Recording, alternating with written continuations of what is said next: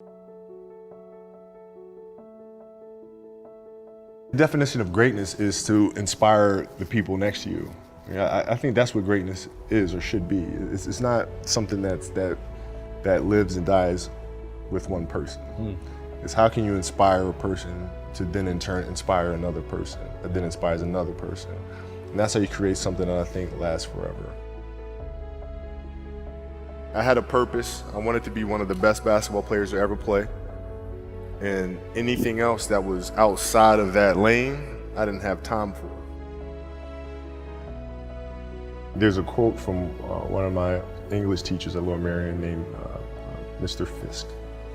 He had a great quote that said, "Rest at the end, not in the middle." And that's something I always live by. I'm not gonna rest, I'm gonna keep on pushing now. There are a lot of answers that I don't have, even questions that I don't have. But I'm just gonna keep going.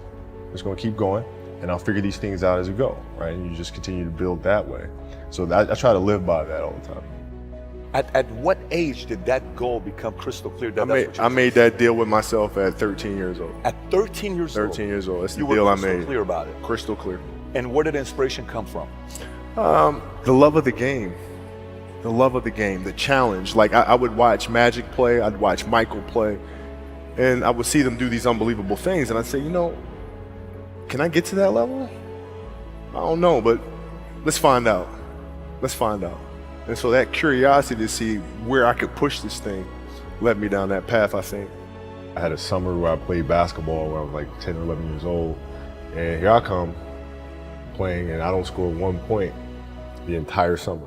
Not a free throw, nothing, not a lucky shot, not a breakaway layup, 0 points. And I remember crying about it, being upset about it. And my father just gave me a hug and said, listen, whether you score 0 or score 60, I'm gonna love you no matter what. Wow. Now that is the most important thing that you can say to a child. Because from there, I was like, okay, that gives me all the confidence in the world to fail. I have the security there. But to hell with that, I'm scoring 60. From there, I just went to work. And I stayed with it. I kept practicing. I think that's when the idea of understanding a long-term view became important. Because I wasn't going to catch these kids in a week. I wasn't going to catch them in a year, right? So that's when I sat down and said, okay, this is going to take some thought, all right? What do I want to work on first? All right, shooting. All right, let's knock this out. Let's focus on this. Half a year, 6 months, do nothing but shoot. Right, after that, all right, creating your own shot, and you focus. So I started creating a menu of things. When I came back the next summer, I was a little bit better. I scored. Yeah, it wasn't much, right, but I scored. This is 12, 13. 12, 13. And then 14 came around, back half of 13, 14 years old, and then I was just killing everyone. And it happened in 2 years. And I wasn't expecting it to happen in 2 years, but it did, because what I had to do was work on the basics and the fundamentals. Well, they relied on their athleticism and their natural ability. And because I stick to the fundamentals, it just caught up to them. And then my body, my knees stopped hurting. I grew into my frame, and then it was game over. Wow. Were you always competitive from the day you were born? You were super competitive? Competitive with things that I participate in. So I'll put it to you this way. So basketball for me was the most important thing. So everything I saw, whether it was TV shows, whether it was books I read, people I talked to, everything was done to try to learn how to become a better basketball player. Everything. And so when you have that point of view, then literally the world becomes your library to help you to become better at your craft. So at 13 years old, I had a kill list. And so, they used to do these rankings. It was Street and Smith basketball rankings. And I was nowhere to be found because I was like 6'4", scrawny, like 160 pounds soaking wet. So I was like 57 on the list. And so I would look at 56, 55, all the way up to number 1, who these players are, what club teams they played for. So when we go on an AAU travel circuit, I got to hunt them down. Right? And so that became my mission in high school, is to check off every other person, all those 56 other names, hunt them down and knock them down.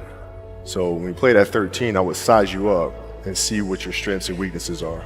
How do you approach the game? Are you silly about it? Are you goofy about it? Are you good at it just because you're bigger and stronger than everybody else? right? Or is there actually thought and skill that you put into it, right? And when I'd play to my weaknesses. I always work on the things during those games that I was weak at.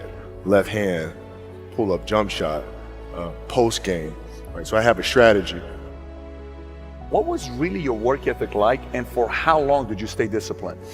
Well, I mean, every day. I mean, since 20 years. It was an everyday process, and trying to figure out strengths and weaknesses. For example, jumping ability. Man, my vertical was a 40, it wasn't a 46 or 45. My hands are big, but they're not massive. Right? So you got to figure out ways to strengthen them so your hands are strong enough to be able to palm a ball and do the things that you need to do. Quickness, I was quick, but not insanely quick. I was fast, but not ridiculously fast. Right? So I had to rely on skill a lot more. I had to rely on angles a lot more. I had to study the game a lot more. And but I enjoyed it though. So like from the time I can remember when I started watching the game, I studied the game, and it just never changed. What does losing feel like to you? It's exciting. Why is it exciting? Because it means you have different ways to get better. There's certain things that you can figure out that you can take advantage of, right? Certain weaknesses that were exposed that you need to shore up, right? So it was exciting. I mean, it sucks to lose, right? But the hardest thing is to face that stuff. That's a really, really tough challenge. How did you get mentally and emotionally so strong where it doesn't bother you? Well, you got to look at the reality of the situation. Like for me, it's not, you kind of got to get over yourself, right? And then after that, it's okay, well, why did those air balls happen? Got it. I didn't have the legs. So you look at the shot, every shot was online, but every shot was short, right? I got to get stronger. I got to train differently. The weight training program that I'm doing, I got to tailor it for an 82-game season so that when the playoffs come around, my legs are stronger and that ball gets there. So I look at it with rationale and say, okay, well, the reason why I shot air balls is because my legs aren't there. I go, well, next year they'll be there. You have to do the hard stuff and watch that game and study that game to not make those mistakes over and over again just because you weren't brave enough to face it. So you got to deal with it. Face it. You got to deal with it. Face it, learn from it. You don't want to have that feeling again, do you? Right? So you got to really study it, face it, and not to say you'll win the next time you face it, but at least you'll give yourself a better chance. Yeah. It's an obsessiveness that comes along with it. You want things to be as perfect as they can be, understanding that nothing is ever perfect. But the challenge is try to get them as perfect as they can be. And what can you do? It's in your control. So control what you can. You have this mindset, but how did you develop that? I don't know if that's what you call the Mamba mindset, but how did you develop that? And when did it start? It started in middle school and high school. Because a lot of the kids that I was playing against were inner city kids. Yeah. And so they're looking at me as if, okay, this kid's soft. They felt like they could try to be physical or try to intimidate me and do all this other stuff, which they couldn't, right? But now I'm saying, okay, well, you're trying to attack me. How am I going to attack you? How can I mentally figure out ways to break you down? How can I show you that, no, I have the edge, right? And so that's when it first started for me, is figuring out how to get the upper hand on an opponent that way.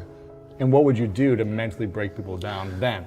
One of the things I would do is, while everybody would be at the cafeteria work, eating and doing all sort of stuff, I just go back to the gym. And so that was my way of showing them, yeah, I may be from the suburbs, but you're not going to outwork me. Wow. Like, I see a lot of players take vacations with other players that are close friends, and or just take vacations just to take vacations, or just hang out just to hang out. Like I never did that. But Why not though? Why didn't you do that? Well, because when I retire, I didn't want to have to say, I wish I would have done more. I don't want that. I played games with the flu. I played games with 102-degree fever, man. We had a game against Toronto in 2000. And Vince was tearing the league up. My back was jacked.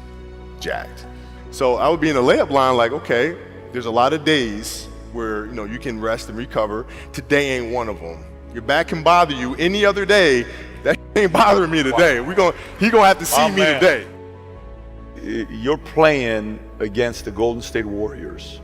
Score is 107-109. You guys are close to getting into the playoffs.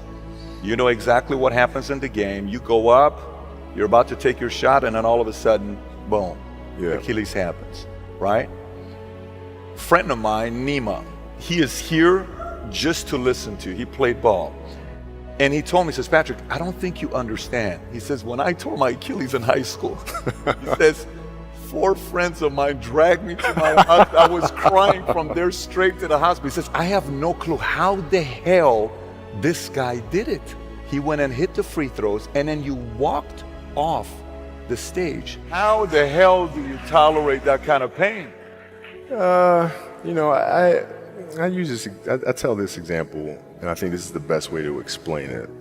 You know, you have a hamstring injury, you pull your hamstring really, really badly, you can barely walk, right? Let alone play anything. You're at home, all of a sudden a fire breaks out in the home. Right? Your kids are upstairs, you know, wife is wherever she may be, you know, going down. I'm willing to bet that you're gonna forget about your hamstring, you're gonna sprint upstairs, you're gonna grab your kids, you know, make sure your wife's good, you're getting out of that house. And the reason is because the lives of your family are more important than the injury of your hamstring. And so when the game is more important than the injury itself, you don't feel that injury. Not at that time. Went in the trainer's room, my kids are in there, and you know, they're looking at you and stuff, and I'm looking at them, and I'm like, you know, it's all right, Dad's gonna be all right. It'll be fine, it'll be all right, it'll be all right, it'll be all right. As a parent, you gotta set the example. You gotta set the example. This is another obstacle. This obstacle cannot define me, it's not gonna cripple me, it's not gonna be responsible for me stepping away for the game that I love. I'm gonna step away on my own terms. And that's when the decision was made that, you know what, I'm doing it. You gotta lead by example. As parents, you gotta lead by example. If you want your kids to do whatever it is they want to accomplish in life, you have to show them. You gotta show them. The definition of greatness is to inspire the people next to you. I think that's what greatness is or should be. It's not something that lives and dies with one person. It's how can you inspire a person to then in turn inspire another person, that then inspires another person. And that's how you create something that I think lasts forever. Yeah. And I think that's our challenge as people, is to figure out how our story can impact others and motivate them in a way to create their own greatness.